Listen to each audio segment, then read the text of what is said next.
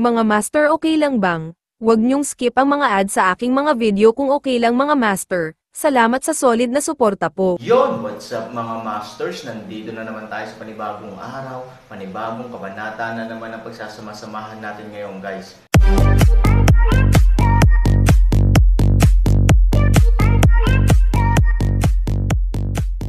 Bali mga masters, kung bago ka pa lang po sa aking YouTube channel, please click the subscribe button, lalong-lalo na po yung notification bell guys, para maging connected pa rin tayo sa isa't isa at maging updated kayo sa mga susunod ko pang video. Bali mga masters, bago natin umpisahan ng kwento ay mag-shoutout po muna tayo para sa mga solid nating tagapakinig. Shoutout kay Robert Tolentino at shoutout kay Natsu Place. Yun na nga mga masters, no? Bali hindi na ito patagalin. In 3, 2, 1, let's go! Mabilis na sinabi ni Han Sanchen sa Dragon King ang tungkol sa kasalukuyang sitwasyon, ngunit ang resulta ay medyo desperado si Han Sanchen. I have dispatched all the soldiers from the Water Palace. They are not near you at the moment. It's time for you to rest soon. Hindi na tayo makakagalaw ulit hanggang madaling araw. Gayunpaman, sa paghusga mula sa oras na iyon, kapag sumugod tayo sa nayon, natatakot ako sa iyo. Hindi ito kawalan ng pag-asa, syempre ito ay kawalan ng pag-asa. Gayunpaman, may ibang paraan, maaari mo itong pansamantalang labanan, mamaya, darating ang ating hukbo at maiiwasan ang krisis. Ano ang solusyon? Wala ba si Kuya Niu sa tabi mo?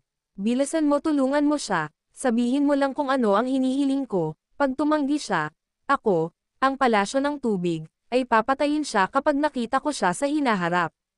Kahit payag siyang tumulong sa akin, sinabi lang niya na may isang tao sa kabila na ang antas ng pagtatanim ay lubos na mas mataas kaysa sa kanya. Alam mo rin na napakahina niya ngayon, gutom na gutom siya kaya pumunta siya sa baryong ito para agawin ang mga manok ng mga taga-nayon para makakain. Well, kung hindi siya tumulong, hindi ko siya matutulungan. Sabi ni Han Sanchen. Otherwise, I will contact my brother now. Siya ang may pananagutan sa mga isda at hipon sa ilog.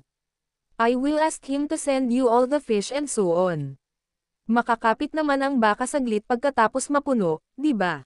Para doon sa patay na baka, hindi naman siya Luigi, ano? Kapatid mo, kailangan iyan, ako ang may hawak ng military affairs ng Water Palace, at siya ang may hawak ng kabuhayan ng mga tao sa Water Palace. Ang daming isda sa ilog kaya nakakatakot, paano ba naman kuya, sapat na ba ako sa kabayanihan? Mabuti naman, pero paano napupunta ang mga isda dito? It's very simple, basta may kanal ka, you can let the dead cow wait for me by the canal in half an hour, before long, I guarantee that the fish in the river will eat that guy hanggang sa mabusog ito. Also, Lao Niu, please listen to me clearly, bukas itataya mo ang buhay mo para iligtas si Mr. Han, otherwise, I can guarantee that your future life, Lao Niu, will be worse than if you lived in a cemetery. Kawawang kakaibang baka, wala siyang kakayahang makipagtalo, sobrang dominante niya noong una niya itong nakilala, pero ngayon ay napakaduwag niya. Gayunpaman, ang kakaibang baka ay talagang walang masabi, kilala rin niya ang Dragon King at palaging magalang sa kanya, ngayon, ito talaga ang unang pagkakataon na nakita siyang diretso at walang pakundangan. Hindi siya nang ahas na maging tunay na kaaway ng Shuigang. Bukod pa rito, mahirap tanggihan ang mga kondisyong inaalok ng Dragon King, kinailangan niyang kumain hanggang sa mabusog siya. And ay hindi niya alam kung gaano na siya katagal nagugutom. Sa oras na ito, sa palasyo ng tubig, agad na ginalaw ng Dragon King ang kanyang kamay, at agad na lumitaw ang isang bilog ng tubig, hindi nagtagal ay bumungad dito ang mukha ng nakababatang kapatid ng Dragon King. Kuya, kailan mo naisip ang hanapin ako? Kuya, kamusta ka lately? Pinakita sa akin ni Kuya Meng ang pagmamahal, ang galing. Let me get straight to the point. I have a very important matter that I need your help with. Kuya, magsalita ka naman. Although magkapatid kayo, alam na alam ko ang ugali mo. So, without any polite words, how about making a business deal with you? Bumili o magbenta? Paano kung ipagpalit kita ng 3.3 milyong taong gulang na shell para sa isang bangkos ng isda? Palitan mo yung isda. Natigilan si Kuya Dragon King, ano ta? Ikaw ba, ang makapangyarihang Dragon King, kailangan pa rin ng pagkain. Kuya, hindi ka walang ginagawa, ginagamit mo ba ako sa kasiyahan? Gusto mo bang puntahan ako ng Dragon King para isda? Medyo natahimik ang Dragon King brother at nagtanong, pinipigilan ang pagkapahiya. I mean what I say I want, what are you talking about? Come and have fun. In one sentence, gusto mo bang magbago o hindi? Medyo hindi makapaniwalang ngumiti si Kuya Dragon King, ikaw. Okay, at worst, dadagdagan ko pa ng konti, 60, how about it? Don't fucking glare at me, ito lang halos lahat ng meron ako. Seryoso, biglang nagliwanag ang mata ni Kuya Dragon King, 60,000 taong gulang na perlas, tanging mga tao sa palasyo ng tubig ang nakakaalam kung gaano kahalaga ang mga ito.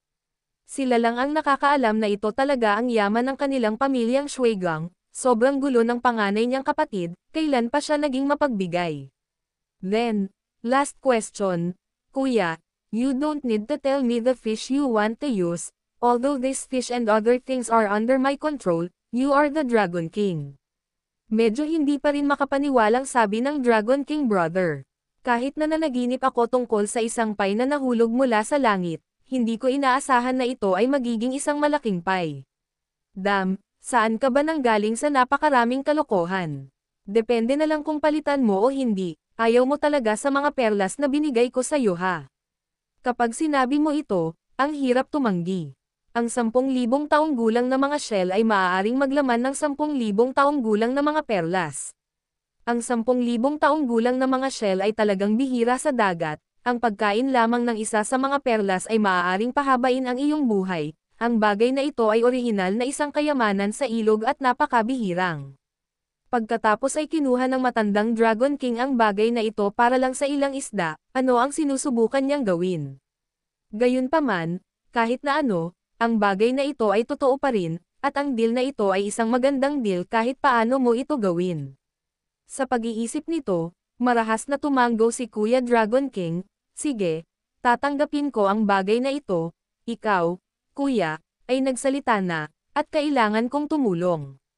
Hahayaan ko na ang aking mga nasasakupan na manguna sa lahat ng kalapit na isda na lumapit sa iyo. Panipi, no need to rush here, I won't eat this fish. I just need you to send it to another place. Oh, I will give you the specific address later. Kailangan mo lamang sundin ang address na ito at magpadala ng mga tao upang himukin ang lahat ng mga isda sa iyong lugar sa itinalagang lugar sa pamamagitan ng iba't ibang mga ilog at sapa. Tandaan, huwag masyadong malaki, medyo malayo ang lugar na iyon, kaya hindi sapat ang lalim ng tubig sa ilang lugar sa daan, kaya pinakamainam na magkaroon ng pinakamaraming maliliit na isda hanggat maaari. Kuya, mas gusto mo ng maliit na isda kesa sa malaki, anong ginagawa mo?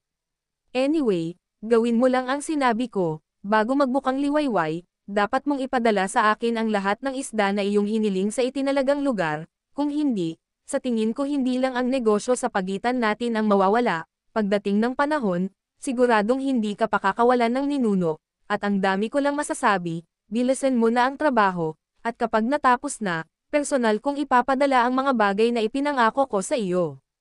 Pagkasabi nyon, diretsong ibinaba ng matandang Dragon King, natigilan ang nakababatang Dragon King, what the hell are you doing? Ang pinakakakaiba ay yung panganay niyang kapatid ang nagsabi ng pangalan ng isang tao, Ninuno, damo, paano pa lumabas ang ninuno? Alam na alam ni Kuya Dragon King na kahit anong mangyari ay may kinalaman pa rin ito sa ninuno, kaya dapat itong gawin ng mabilis. Gayunpaman, bagamat marami pa ring oras bago magumaga, talagang matagal bago dumaan ang mga isda, sa makatuwid, sa asensya, ang kapatid na Dragon King ay walang gaanong oras, mabilis niyang inilabas ang kanyang command flag, tinawag ang kanyang mga tauhan, at agad na nagsimulang mangolekta ng isda at maghanda para hulihin sila. Biglang kumulo ang lahat ng batis at ilog, kung ang isang tao ay malapit, maaari silang makahanap ng isang kamangha-manghang tanawin, ang lahat ng maliliit na isda ay parang baliw, desperadong lumalangoy sa isang tiyak na direksyon, pigain man sila ng ibang isda at mapadpad sa dalampasigan, hanggat hindi papatay, magpupumiglas sila, sinusubukang makabalik sa tubig, kahit na ang ilang mga isda ay nasabit sa ilang mga lambat o mga sanga, ang mga isda na iyon ay kakagat ng hindi man lang natataya ang kanilang buhay, kahit na ang kanilang buong katawan ay natatakpan ng mga bagay na ito, ang dugo, gayunpaman, lumalangoy pa rin ng malakas. Nakatingin sa tubig mula sa malayo, ang mga isda ay patuloy na nagtitipon sa oras na ito at mabilis na gumagalaw sa isang direksyon. At sa tabi ng ilog malapit sa nayon. Habang ang araw ay nagsisimulang sumikat, ang lahat ay nagiging gabi, at ang lahat ay nagsisimulang gumising, kahit na ang ilang mga paru-paro ay nagsisimulang kumalat ang kanilang mga pakpak at lumilipad, tinatamasa ang lahat ng bagay na dinadala ng maagang araw. Sa tabing ilog, si Han Sanchen at ang kanyang barkada ay nakaupo sa damuhan sa tabi ng ilog, nakatingin sa ilog, habang si Kuya Neo naman ay sabik na nanonood, nag-aalala na may nakaligtaan siya. I don't know how long time passed, pero may biglang umungol at nakarinig ng tunog. Sa sumunod na segundo, ang tunog ng tubig ay nagmula sa batis. Ang Kuya Neo ay direktang tumalon sa tubig, pagkatapos ay tumayo sa ilog at tumingin sa harap, sinusubukang makita ng malinaw kung ano ang nangyayari sa kanyang harapan. Isda, paparating na ang isda. Biglang, si Kuya Neo ay tuwang-tuwa na umungol, at ilang tao ang tumingin pabalik sa ilog, nagulat sila at nagulat nang makitang ang mahabang ilog, simula sa itaas na bahagi, ay puno ng maliliit na isda, halos pigain ang tubig, mabilis na sumugod sa gilid na ito. Kakaibang baka, ano pang hinihintay mo? Ibuka mo yung bibig mo at pakainin mo ako. Tuwang-tuwang sigaw ni Han Sanchen habang pinagmamasdan ang isang piraso ng puting isda na paparating sa kanya. Nang walang sinasabi, ibinuka ni Kuya Neo ang kanyang bibig at hinaranggan ang kalahati ng ilog sa isang iglap, ang mabilog na maliliit na isda ay lumalangoy din sa kanyang bibig sa isang iglap. Ito, masyadong maraming isda, my God, oh my God, paano ba naman ang daming isda? Dala na ng Dragon King ang lahat ng isda sa ilog. Nakasimangot din si Xiaono, puno ng pagtataka ang mga mata. Walang sinabi si Han Sanchen, sa katunayan, ito ang unang pagkakataon na makakita siya ng napakaraming isda, hindi lang maraming isda, kundi tuloy-tuloy din. Ibinuka ni Kuya Neo ang kanyang bibig at isa-isang nilagok ang isda, ang kanyang katawan ay dahan-daang lumaki, at ang kanyang buong katawan ay kumikinang na may mahinang dilaw na liwanag. Hindi siya ginulo ng 3,000 tao ni Han, bagamat tuwang-tuwa rin sila, sa pagkakataong ito ay alam din nilang masunurin at huwag istorbohin siya. Gayunpaman, ang hindi pinangarap ni Han Sanchen ay ang lalaking ito ay talagang kumain ng higit sa isang oras, nang ang araw ay ganap na nabasag sa kadiliman ng gabi at ito ay ganap na madaling araw, ang taong ito sa wakas ay tumahimik at dumighay. Paano na? Ngumiti ng mahina si Han Sanchen at humakbang para magtanong. Puno na. Kuya Neo nodded with satisfaction. I haven't eat so full for I don't know how long, feeling ko mabilis gumaling ang katawan ko. Don't worry, kung dumating man ulit yung grupo ng mga tao kanina, I will let them have a taste of my skills after a while. Nga pala, Han Sanchen, talagang hiniling mo sa Dragon King na ibigay sa'yo itong isda. Kung hindi mo babanggitin, nakalimutan ko na. Mabilis na kumilos si Han Sanchen at nagpadala ng mensahe sa Hari ng Dragon, na humihiling sa kanya na itigil ang pagpapakawala ng isda, napakaraming isda talaga. Tumawa ang Dragon King at sinabi na ang mga ito ay talagang kaunti lang sa ilog, maraming isda sa kabila, hindi banggitin ang isang koy na baka, maaari niyang pakainin ang 10 sa kanila hanggang sa sila ay mamatay. Pagkatapos makipag-usap sa Hari ng Dragon, tumingin si Han Sanchen kay Kuya Neo, sa kakayahan mo ngayon, posible bang makalusot?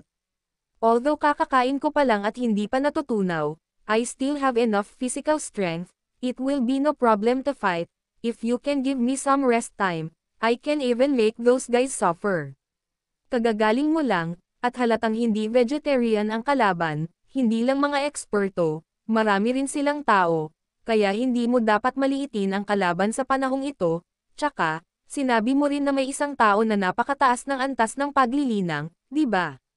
Paalala ni Han Sanchen.